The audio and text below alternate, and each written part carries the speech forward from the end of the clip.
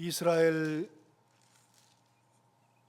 사람들과 전쟁을 했던 사람들은 하솔 왕 야빈이 주도를 한 전쟁입니다. 어제 우리가 같이 말씀을 나눈 것처럼 하솔 왕 야빈은 북방 그 가나안 북쪽에 있는 그쪽 족속들 중에 가장 힘이 센 어느 누구도 범접할 수 없을 만큼 힘이 셌던 그 땅이 바로 하솔 땅이었고, 거기 왕 야빈은 굉장히 힘이 강한 사람들이죠. 그들과 전쟁을 일으켜야 되는데 그 전쟁을 일으킬 때 하나님이 쓰신 존재가 여선지자 드보라라는 겁니다. 그러니까 많은 것이 이해가 안 되는데 성경에 여자를 쓴 게 처음이라 그랬잖아요. 처음이야 마지막이라 그랬잖아요. 그러니까 하나님께서 여선지자를 쓰는 거, 이 하솔과 싸울 때, 이 강한 민족과 싸울 때 하나님이 여선지자를 들어 쓰셨다는 거, 그게 진짜 쉬운 게 아닙니다. 그런데 하나님께서 하솔 왕 야빈과 군대장관 시스라와 함께 전쟁을 일으킬 때 쓰셨던 하나님의 택한 인물이 여자 선지자 드보라. 그리고 여자 선지자였던 드보라가 택한 군대 장관이 바락이라는 장관이죠. 바락을 택해서 바락으로 하여금 전쟁하게 했죠. 내가 이 사람들을 이끌고 유인해가지고 기손강으로 끌고 갈 테니 너는 기손강 위에 거기에 대기하고 있다가 기손강에서 그들을 무찌르면 된다라고 바락에게 그냥 거기에서 기다렸다가 그 전쟁만 끝내면 된다라고 했는데, 바락은 이 전쟁이 너무 무서웠죠. 20년간이나 우리를 압제했어요. 거기서 압제한 사람들과 전쟁에서 이긴다는 거, 그거 쉬운 게 아닙니다. 20년 동안이나 그렇게, 쉽게 말하면 요즘에 많이 쓰는 단어 중에, 최근에 많이 쓰는 단어 중에 그루밍이라는 게 있잖아요. 그루밍. 그래서 사람의 뇌를 완전히 그 사람에 맞게끔 바꿔버리는 거잖아요. 예를 들어서 착취를 하는데, 노동 착취를 할 때, 내가 너를 사랑해서 이걸 시키는 거야. 어렸을 때부터 그렇게 해놓으니까 그렇게 가는 거예요. 성착취를 할 때도 그런 거예요. 내가 너를 사랑하기 때문에 이렇게 하는 거다. 아이가 벗어날 수가 없어요. 그루밍이 딱 되면 안 돼요. 그걸 우리나라 말로는, 원래 쓰던 말로는 세뇌라 그럽니다. 요즘에는 그냥 그루밍 그러니까 그루밍 그러는데 세뇌죠. 뇌를 완전히 자기가 통제하는 게 아니라 남이 통제하는 거죠. 여러분 20년 동안이나 종사를 했는데 어떻게 거기서 반역을 일으켜요? 바락은 이 전쟁을 하고 싶은 마음이 없어요. 그런데 드보라가 얘기하니까 너무 어렵거든요. 그러니까 하는 얘기가, 당신이 나랑 같이 가면 내가 할 것이요, 당신이 나랑 안 가면 안 하겠다. 그렇게 이야기한 거죠. 그러니까 결국은 드보라가 같이 합니다. 하면서 네가 이번 전쟁에서 영광을 못 얻는다. 네가 전쟁은 하지만 영광은 얻지 못하고 영광은 여인이 얻게 되는 거다.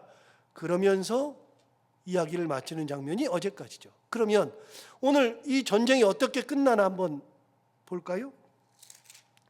자, 전쟁의 시작을 12절부터 보시면, 12절에 아비노암의 아들 바락이 다볼산에 오른 것을 사람들이 시스라에게 알렸죠.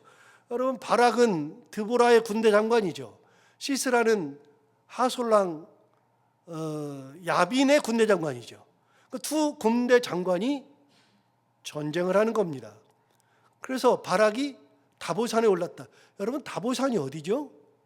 다볼산이 성경에 다볼이라는 데가 이제 나오는데, 다볼은 예수님 당시에 주께서 기도하러 베드로, 야고보, 요한과 함께 올라갔더니 갑자기 거기에서 모세와 엘리야가 나타나죠. 그러면서 모세와 엘리야가 나타나서 거기서 구름 속에는 모세와 엘리야랑 대화하는 장면이 성경에 나오죠. 그때 대화할 때 모세가 잠들었다가 가만히 떠보니까 이 베드로가 떠보니까 모세와 엘리야가 있는 거예요. 그러니까 그때 너무 좋아가지고 예수님한테 얘기하죠.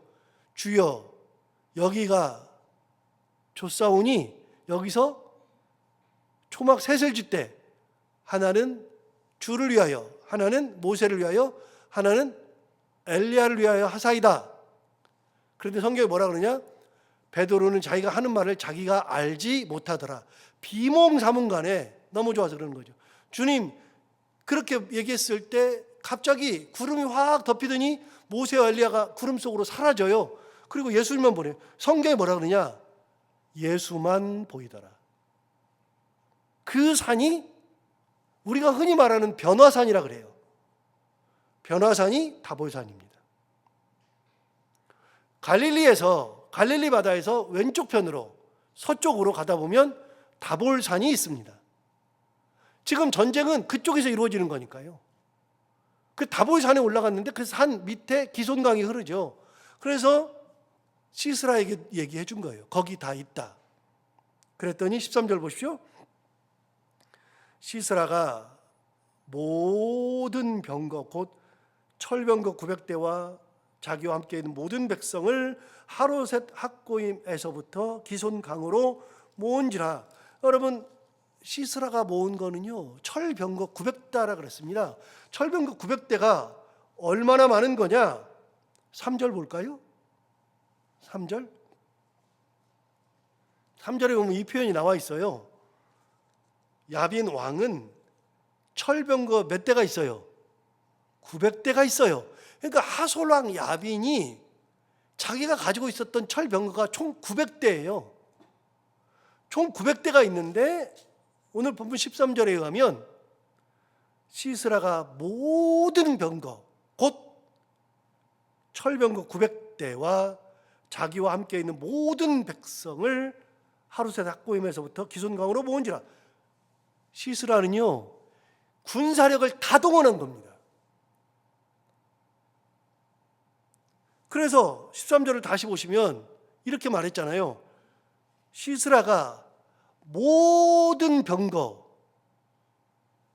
철병거 900대와 그 다음 뭐라 하냐면 자기와 함께 있는 모든 백성을 하루셋 학고임에서부터 기손강으로 모은지라 라고 되어 있습니다.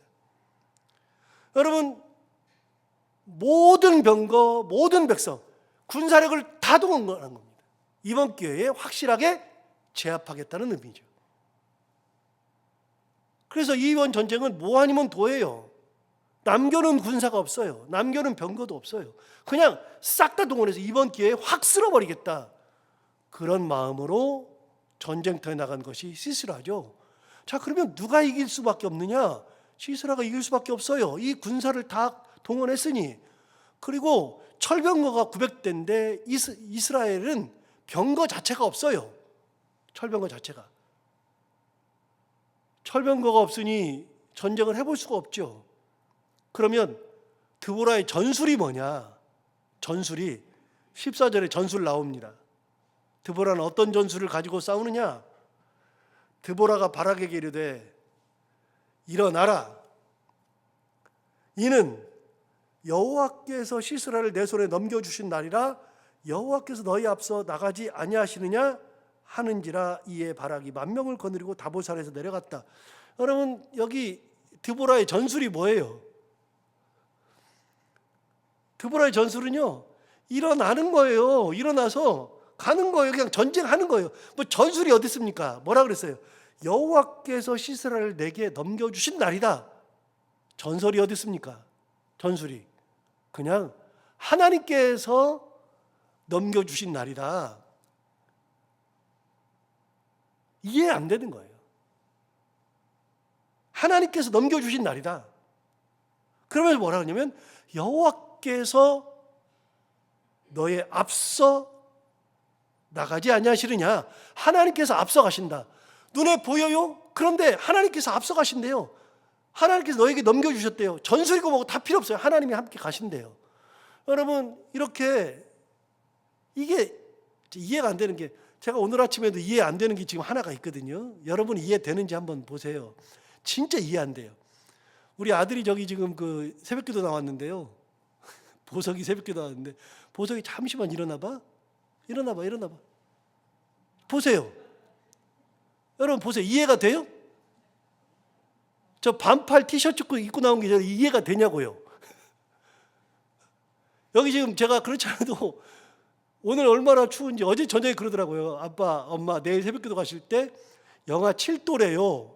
아, 영하 4도랜다 그랬더니 7도래요. 그러면서 조심하세요. 그래놓고 저는 반팔 입고 왔어요. 얼마 전까지는 반바지 입고 다녔어요. 이해되세요? 이해가 안 돼요.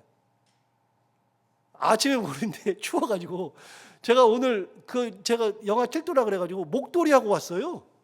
목도리도 잘 안 하는데 제가 목도리 하고 왔어요. 목도리 하니까 목이 따뜻해가지고 좋더라고요. 여러분 이해 안 되는 일이 세상에 너무 많아요. 저는 제 아들부터가 이해가 안 돼요. 저게. 아니 세상에 이게 이해가 되냐고요. 그래서 가끔 얘기하거든요. 저는 아내가 야, 옷 좀 따뜻하게 입고 다니라. 안 춥대요. 근데 옛날에 제가 그랬던 것 같아요. 엄마가 맨날 그랬거든요. 야, 창원아, 옷 좀 따뜻하게 입어라. 근데 내복 입어라 그러는데 저는 아직도 내복 안 입거든요. 내복 입어라 그러는데 내복 입어야 따뜻하대요. 알아요. 그런데 아예 안 추운 걸 어떻게 해요. 그 당시에. 그래서 다녔더니 엄마가 맨날 그랬거든요. 그래서 엄마 등살이 못 이겨서 내복을 입었어요. 나중에는. 근데 제가 그러거든요. 옷 좀 따뜻하게 입어라. 안 입은다니까요. 그게. 제가 그래서 오늘 아침에 제 보고서 도대체 야, 이렇게 추운데 그래서 지금 모자 쓰신 분들을 세봤어요. 지금 새벽기도 나오시면서 모자를 쓰고 오셨을지 안 오실지 모르지만 지금 현재도 쓰고 계신 분이 7분이에요. 여러분 이게 모자를 써야지만 추위를 이겨내는 거예요. 근데 세상에 이해 안 되는 것이 내 아들한테부터 뭐 이해가 안 되는데, 여러분 하나님께서 함께 가신다, 이게 이해가 되는 거냐고요. 안 된다니까요. 하나님이 네 손에 붙였대요. 하나님이 먼저 가신대요. 이게 전술이냐고요. 이게 싸우는 전술이냐고요. 싸우는 전술이 아니에요. 그냥 믿음이지. 그래서 크리스찬이 가는 길은 하나님의 말씀 들고 가는 믿음의 길을 가는 거지, 이해되는 길을 가는 게 아니에요. 여러분 믿음이라는 게 뭐예요? 믿음이나 신앙이라고 하는 거는요, 이게 알기 때문에 믿는 게 아니라요, 믿음이 오니까 알아지는 거예요. 믿어지니까 그 길을 가는 거예요. 여러분 창세기 1장 1절에 뭐라고 돼 있어요? 태초에 하나님이 천지를 창조하시니라. 이게 말이 안 된다 그랬잖아요. 하나님이 천지를 어떻게 만들어요? 만들기는 입으로 만들었는데, 말로 만들었는데, 이게 사람들은 이해가 안 되죠. 과학자들은 이해가 안 되죠. 믿음이라는 거는 뭐냐? 이해가 되니까, 천지 창조가 이해가 되니까 믿음을 갖는 게 아니라 그 말씀이 여러분은 그냥 다 믿어지잖아요. 믿음을 가지니까 그냥 믿음으로 그 길을 가는 거예요. 이해가 되는 거예요. 다 이해가 되는 거예요. 예수님이 성육신 하시러 오셨다, 이 땅에 내려오셨다, 이것도 말이 안 되잖아요. 예수님이 마리아의 몸을 통해서, 동정녀의 마리아의 몸을 통해서 오셨다, 이게 어떻게 이해가 되냐. 그런데 믿음을 가지는 자들은 의심되는 게 아니라 그게 내 마음에 믿음으로 와서 그 길을 가는 것이 믿음의 길이에요. 믿음의 길이라는 것은 하나님이 너한테 붙여주셨다, 하나님이 너보다 먼저 간다, 눈에 보이냐고요? 안 보이지. 그런데 그게 전술로 전쟁을 이기는 게 아니라 믿음을 가지고 갈 때 그곳에 승리가 있다는 거예요.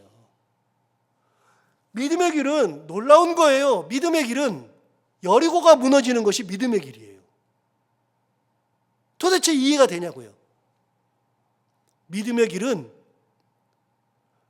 해도 서고 달도 서는 게 믿음의 길이라고요. 믿음의 길을 가면 홍해가 갈라지는 거죠. 내가 어떻게 갈라요? 내가 어떻게 무너뜨려요? 내가 어떻게 해와 달을 세워요? 믿음의 길은 내가 가는 길을 내가 가서 뭘 하고 그런 길이 아니라 하나님의 은혜의 길을 가는 거고, 하나님의 섭리의 손길을 따라서 가는 것이 믿음의 길이죠. 그 길을 가는 곳에 승리가 있어요. 여리고성이 무너져 버리잖아요. 홍해가 갈라져 버리잖아요. 해가 서버리잖아요. 사자의 입이 막혀버리잖아요. 풀무불에 들어가도 살아서 나오잖아요. 죽으면 죽으리다 하고 가는데, 죽으면 죽으리다 하는데 안 죽던데. 이게 믿음의 길이던데. 드보라의 길이 뭔 길이냐? 드보라의 길은 믿음의 길이에요. 대책도 없는 길이에요, 이게 사실은. 근데 우리는 이 본문을 읽고 은혜를 받아요. 왜요? 우리도 믿음이 있으니까.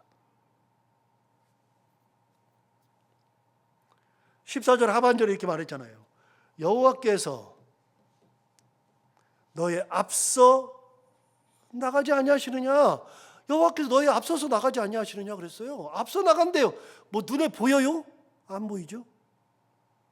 그런데 드보라의 믿음은 어디 있느냐?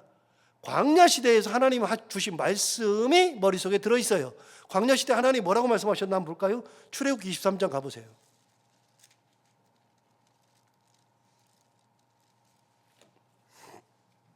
출애굽기 23장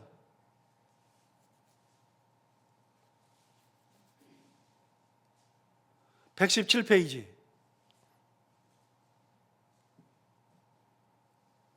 하나님이 이렇게 말씀하셨어요. 출애굽기 23장 20절.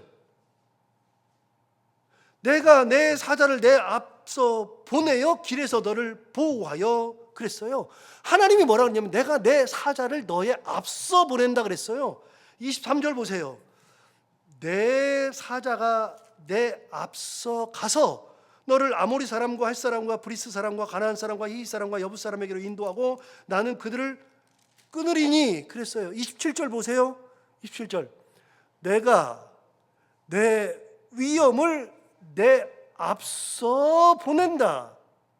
그래서 네가 이를 곳의 모든 백성을 물리치고 내 모든 원수들이 내게 등을 돌려 도망하게 할 것이며 28절 보세요. 내가 왕벌을 내 앞에 보내리니 그 벌이 히위 족속과 가나안 족속과 헷 족속을 내 앞에서 쫓아내리라 그랬어요. 32장 가볼까요? 32장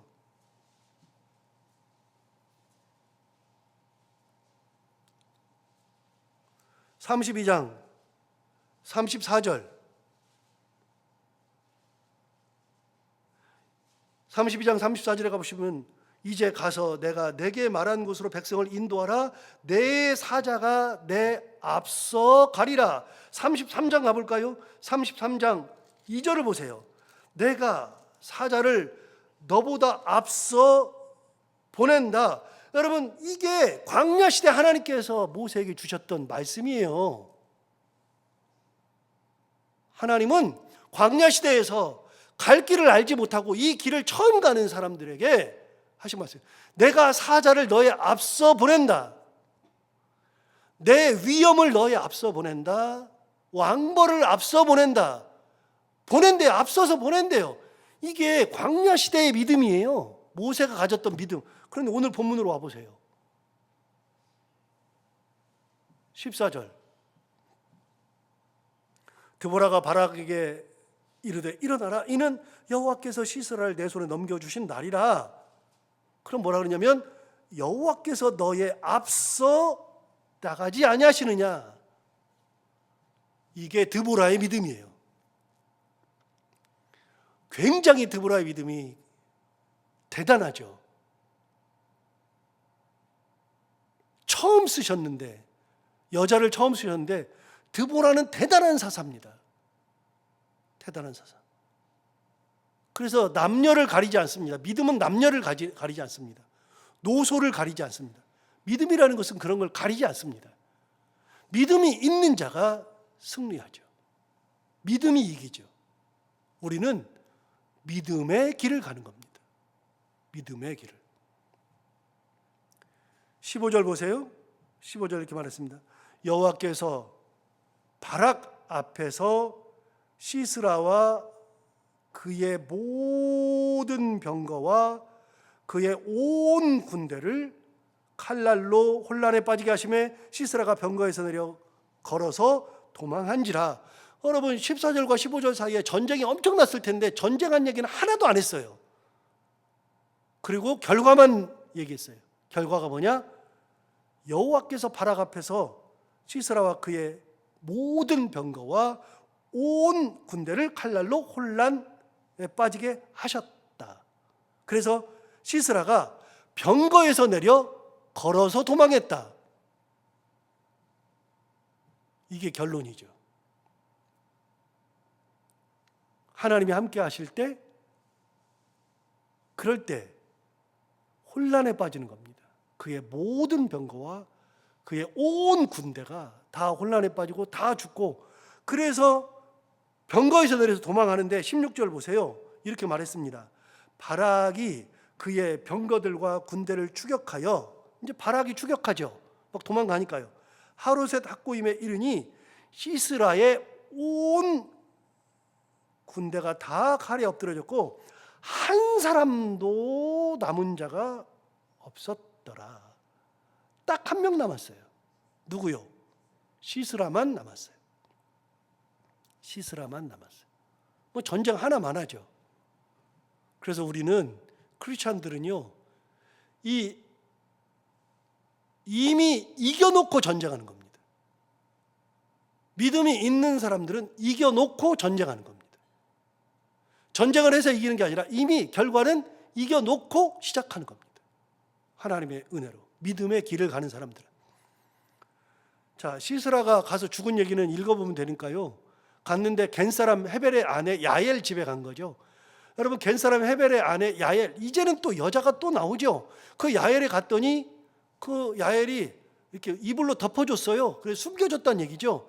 그러니까 마실 물을 좀 달라 그러니까 엉킨 우유를 줬다 그래요. 엉킨 우유를 줘가지고 그걸 마시고 잠든 사이에 관자놀이에다가 말뚝을 박아서 죽여버렸잖아요. 관자놀이. 그게 끝이에요. 실컷 도망갔는데 여인한테 죽임 당한 거죠. 자, 여기서 한 가지만 딱 생각하면 돼요.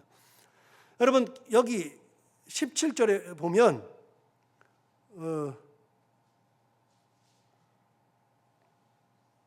17절 보는 게 아니라 11절, 오늘 안 읽고 시작했는데 11절에 보면 이렇게 말했습니다. 모세의 장인 호밥의 자손 중 겐사람 헤벨이 자기 족속을 떠나 게데스에 가까운 사하나님 상수리나무 곁에 이르러 장막을 쳤더라. 여러분, 여기 나오는 게 누구냐? 모세의 장인이었던 호밥의 자손 중에 겐사람 헤벨. 원래 모세의 장인의 이름은 이드로라고 되어 있습니다. 이드로.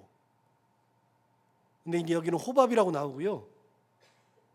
그래서 이드로라고 되어 있는 그 장인의 이름이 여기는 호밥으로 되어 있지만 다른 성경에 의하면 르우엘이라고 되어 있습니다. 그래서 모세의 장인의 이름이 성경에 3개가 나옵니다. 이드로, 르우엘, 그리고 여기 나오는 것처럼 호밥. 이 이름이 3개입니다. 어쨌든 이 모세의 장인은 겐사람입니다. 겐사람은 이스라엘의 정통 지파가 아니죠. 이스라엘 사람들이 아닙니다.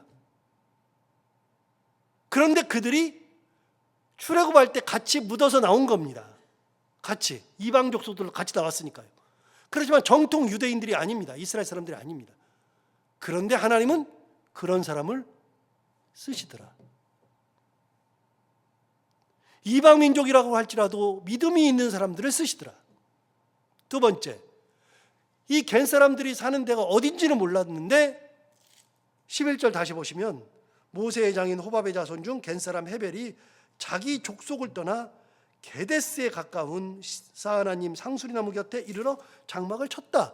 여러분, 게데스 어제도 봤어요. 게데스는 전쟁 나는 곳 그 옆이에요. 그러니까 거기서 장막 친구 살았어요. 그러니까 왜 거기서 살았느냐? 몰라요. 그런데 하나님은 이미 200년 전부터 모세의 장인 시대부터 준비한 거 아닐까. 준비된 자를 쓰시니까.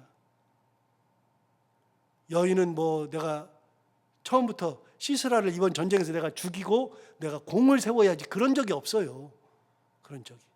믿음으로 살다 보면 공을 세우는 날이 오는 거예요. 믿음으로 가는 길은, 하나님의 은혜의 길을 가는 길은 내가 예상치 못한 은혜의 길을 가게 되는 거예요. 오늘 본문을 다시 보시면 하나님의 은혜가 있는 곳, 믿음의 길을 가는 자들은 승리를 보장해 놓고 가는 길이다. 내가 이겨야지가 아니라 하나님께서 함께 하시는 길을 가면 승리는 보장되어 있다. 오늘 이 말씀 기억하면서 그 길을 기쁨으로 가는 우리 모두가 다 되기를 바랍니다. 기도하겠습니다. 하나님 아버지 감사합니다. 오늘 겐사람 야엘의 아내가 이 모든 헤벨의 아내 야엘이 이 모든 일 마침표를 찍는 것도 보기도 하고, 또 드보라가 하나님을 의지하면서 하나님께서 내 손에 넘겨주신 날이라 여호와께서 너희 앞서 나간다 하는 믿음을 가지고 갔을 때 승리가 있었던 것처럼, 하나님 아버지 우리가 살아갈 때 세상 것을 바라보지 아니하고 이해가 되지 않는다 할지라도 다른 것들에 치여서 그것이 우리를 애워싼다 할지라도 어떤 상황이 되어도 끝까지 믿음 가지고 가는, 믿음의 길을 가는 저희들 모두가 다 되게 하여 주옵소서. 하나님 은혜 가운데 그 길을 갈 때 하나님께서 우리와 함께 하시고 가장 귀한 길로 인도하신다는 거 다시 한번 새겨보면서 그 믿음의 길을 기쁨으로 가는 저희들이 다 되게 하여 주옵소서. 하나님 아버지, 오늘도 하루를 살아갈 때 이 말씀을 기억하며 살게 하여 주옵시고, 우리 모두가 다 기도하러 나왔사오니 하나님 아버지, 기도하러 나온 사랑하는 성도들 한 분 한 분의 기도를 다 들어응답하여 주옵시고, 또 오늘도 해야 되는 것들이 많은데 그걸 믿음으로 잘 감당하게 하시고, 만나는 분들과 함께 얼굴 찡그리지 아니하고 웃고 행복한 하루 되게 하여 주옵소서. 예수님 이름으로 기도하옵나이다.